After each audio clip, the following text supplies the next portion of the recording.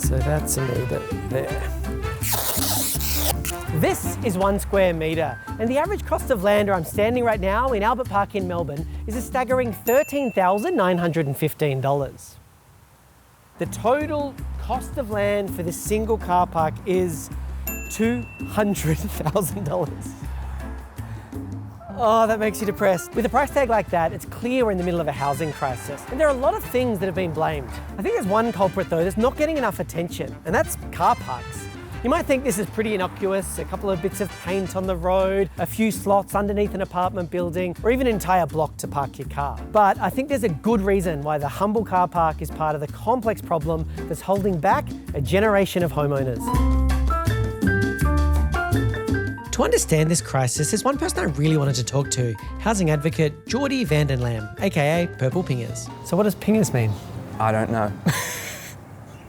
Your Honour. Welcome back to Shit Rentals of Melbourne with your host Purple Pingers. This is a bathroom door. The rental standards in Australia are terrible. They're really, really bad. This is the carpet. The ceiling, I'm pretty sure that's asbestos. Nobody should be living here. The ceiling collapsed in one of the bedrooms. How much do you pay in rent? Over $2,000 a month. Excellent. I think the worst one that I've ever seen was stove needed to be replaced. Raw asbestos. Carpet was soaked. The shower was not connected to the plumbing. That's the shower drain. More and more asbestos being exposed. Ceiling leaked straight into the subfloor. Mushrooms and flora is growing. And then they got a rent increase. We've built a system which encourages house prices to double every 7 years. We're sharing the same mindset as a cancer cell, growth for the sake of growth, and it's wrong. What's your thought about car parks? How does it link into housing and rental? We've got a lot of unused space kind of everywhere. The argument that, well, what about parking? Like, where are people going to park? Having a car park is not a human right.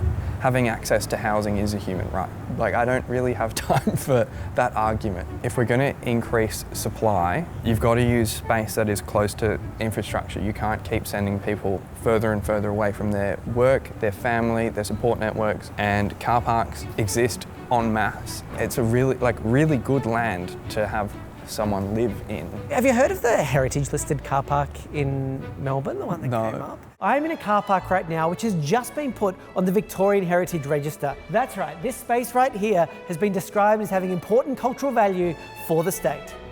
Leaves you a bit emotional just seeing such an important part of Victorian history. As a car park, it is striking, robust and bold with a powerful presence. That's ridiculous. I think our heritage listing system needs to change. That's ridiculous. It's a car park. In all seriousness though, this is an incredible location. We are so close to the city, the university is just across the road. If you let people live here, they wouldn't need a car in the first place, which makes this such a baffling decision. This block of concrete and cement could be here for the next 100 years. So how do we fix this? This scene right there, nothing looks weird to you? Not that I can see. No. Okay. You say no? No. You truly know? Okay, let's find out together then.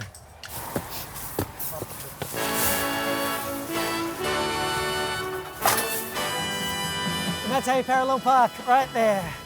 And it's simple. Make yourself a frame, chuck on a car cover, and boom. Some councils have parking permits, a car's worth of space from your city.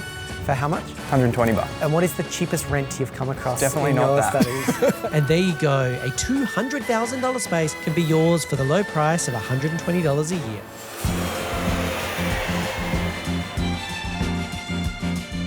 But to really understand car parks, I'd have to get on a plane, head to America, and meet the world's expert on parking, Donald Shoup. Donald Shoup is a renowned authority on parking. Parking lots don't employ any people. They simply provide space for cars. Snoop Dogg and I were both born in Long Beach. I sometimes call myself Shoup Dog, and the Wall Street Journal called me Shoup Dog, so that has to count for something. What do you think the biggest problem with the current parking policy is? Like, what's broken about it? Everything. People expect to pay rent for housing, but they expect to get parking for free. And I think that has led us to treat cars better than people. In the United States and many other countries have made that happen by having off-street parking requirements. If you have 3 parking spaces for every car, which is the smallest ratio anybody has ever claimed. That's almost 1,000 square feet for each car. There have been estimates of the number of housing floor area per human in the United States. It's about 800 square feet per person. So each car has more space for parking than people have for housing. And the parking is free to drivers in most cases, and the housing is expensive. So we have expensive housing and free parking. That's one of the ways that parking affects people. Broadly, are you optimistic for the future of this space?